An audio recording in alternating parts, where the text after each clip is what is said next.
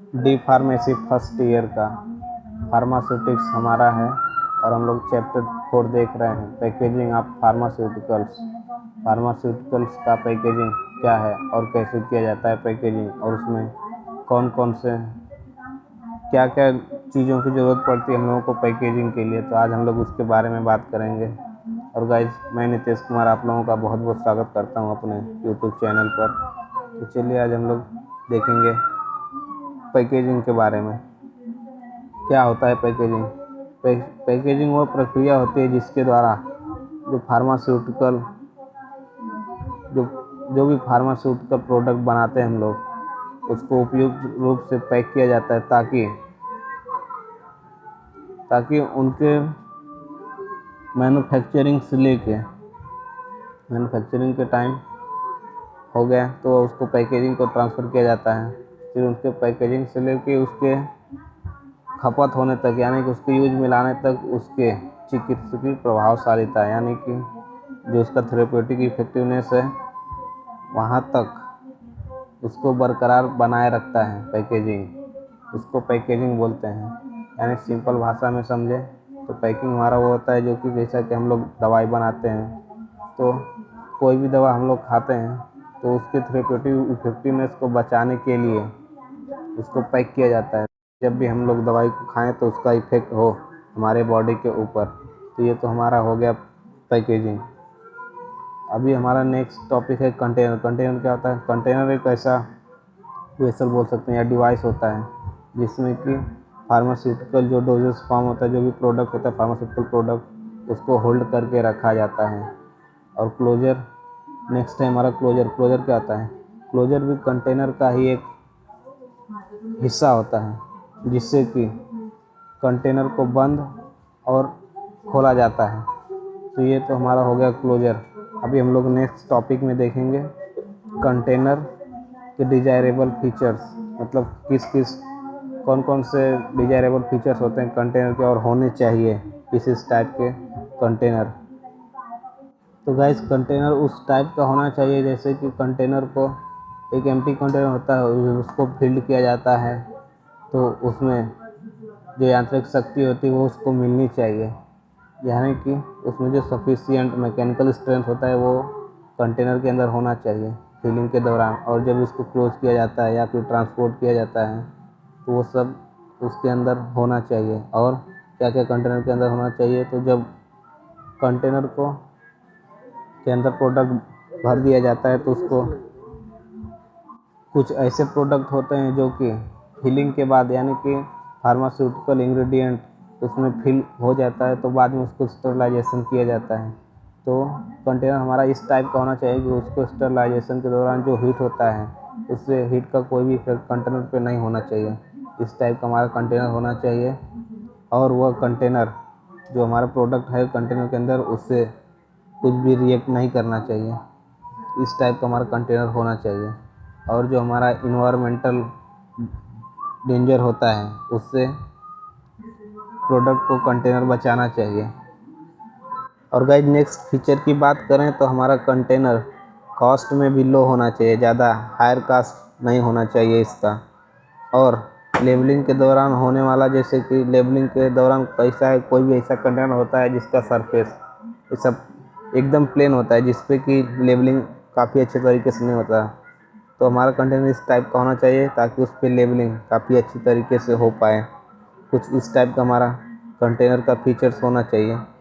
और हमारा next feature की बात करें तो कंटेनर को ऐसा डिज़ाइन किया हुआ होना चाहिए कि जैसे कि हम लोग कोई भी दवा विड्रॉ मतलब लेते हैं अपने डोज के लिए, खाने के लिए लेंगे तो काफ़ी अच्छे से निकलना चाहिए उसमें से ड्रग।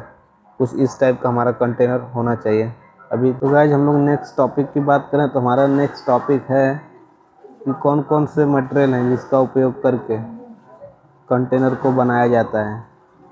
तो हम लोग बात कर लेते हैं अभी उसके कौन कौन से मटेरियल है जिसका उपयोग करके कंटेनर को बनाया जाता है। कंटेनर बनाने के लिए हमारा यूज ग्लास का भी करते हैं, प्लास्टिक भी करते हैं, मेटल, और सबसे ज़्यादा यूज पेपर का किया जाता है। पेपर और प्लास्टिक का यूज इस समय मॉडर्न ज़माने में काफ़ी ज़्यादा हो रहा है फार्मास्यूटिकल इंडस्ट्रीज़ में। तो देखते हैं ग्लास का कंटेनर कैसे बनाया जाता है हमारा। तो गाइस, ग्लास का कंटेनर बनाने के लिए ज़्यादातर कांच को सिलिका यानी SiO2 और सोडा ऐश का हमारा फुल फॉर्म होता है Na2CO3 और CaCO3 को हम लोग बोलते हैं लाइम स्टोन यानी कि चूना पत्थर को लगभग 1400 डिग्री में गर्म किया जाता है तो जाके हमारा कांच तैयार होता है। कुछ इस टाइप से हमारा कांच का कंटेनर यानी ग्लास का कंटेनर बनाया जाता है। और प्लास्टिक का कंटेनर जो कि काफ़ी लंबे कार्बन श्रृंखला से मिलकर बना होता है। तो प्लास्टिक का कंटेनर हमारा 2 टाइप का होता है। प्लास्टिक कंटेनर एक थर्मोसेटिंग टाइप और थर्मोप्लास्टिक टाइप का उपयोग किया जाता है कंटेनर बनाने के लिए। और तीसरा हम लोग मेटल की बात करें तो मेटल का कंटेनर का यूज काफ़ी कम ही होता है क्योंकि मेटल का कंटेनर जो हमारा फार्मास्यूटिकल प्रोडक्ट होता है उसके साथ रिएक्ट कर लेता है। इसके लिए इसका उपयोग बहुत ही रेयर किया जाता है। यदि उपयोग किया भी जाता है तो उसमें कोटिंग किया जाता है स्टेनलेस स्टील और या तो एल्युमिनियम का कोटिंग करके उस कंटेनर में ड्रग या तो मेडिसिन को भरा जाता है। और पेपर का बात करें तो पेपर काफ़ी ज़्यादा है आजकल फार्मास्यूटिकल इंडस्ट्री में उपयोग में लाया जा रहा है क्योंकि इसे प्लास्टिक और मोम अन्य सामग्री से उपचारित यानी कि ट्रीट करके बनाया जाता है। तो ये तो हमारा हो गया कौन कौन से मटेरियल को यूज़ करके कंटेनर को बनाए जाते हैं। अभी हम लोग नेक्स्ट देख लेते हैं कि क्लोजर बनाने के लिए और क्लोजर का फीचर्स क्या क्या होना चाहिए। इस क्लोजर की हम लोग डिजायरेबल फीचर की बात कर लेते हैं। तो हमारा क्लोजर कुछ उस टाइप का होना चाहिए ताकि जब हम लोग क्लोजिंग के दौरान और स्टोरेज के टाइम पे उसको काफ़ी मैकेनिकल स्ट्रेंथ मिलना चाहिए और डैमेज नहीं होना चाहिए हमारा क्लोजर। और यह इलास्टिसिटी, इसके अंदर इलास्टिसिटी और हार्डनेस दोनों ही इनफ मात्रा में होनी चाहिए। हाँ, और गाइस कंटेनर कुछ उस और क्लोजर उसको सेम टाइप का ही होता है ताकि जब भी हम लोग इसको स्टरलाइजेशन के लिए लेके जाते हैं तो ये हीट को एब्जॉर्ब नहीं करना चाहिए, हीट को सहने की इसमें स्टेबिलिटी क्षमता होनी चाहिए और ये प्रोडक्ट के साथ रिएक्ट नहीं करना चाहिए, कॉस्ट में भी लो होना चाहिए और प्रोडक्ट की स्टेबिलिटी को ख़राब नहीं करना चाहिए। और जब इसको क्लोज किया जाता है क्लोजर के साथ तो हमारा जो काफ़ी सारा प्रोडक्ट होता है वो वोलेटाइल होता है।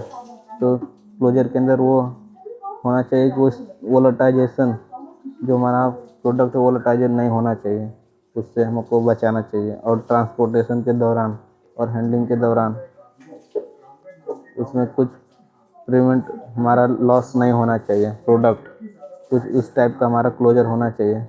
और नेक्स्ट टॉपिक की बात करें तो क्लोजर किस किस चीज़ से बना होना चाहिए। तो हमारा क्लोजर कॉर्क का बना होता है, ग्लास, प्लास्टिक, रबर, मेटल, ये 5 चीज़ें होती हैं जिससे मिला करके क्लोजर बनाया जाता है।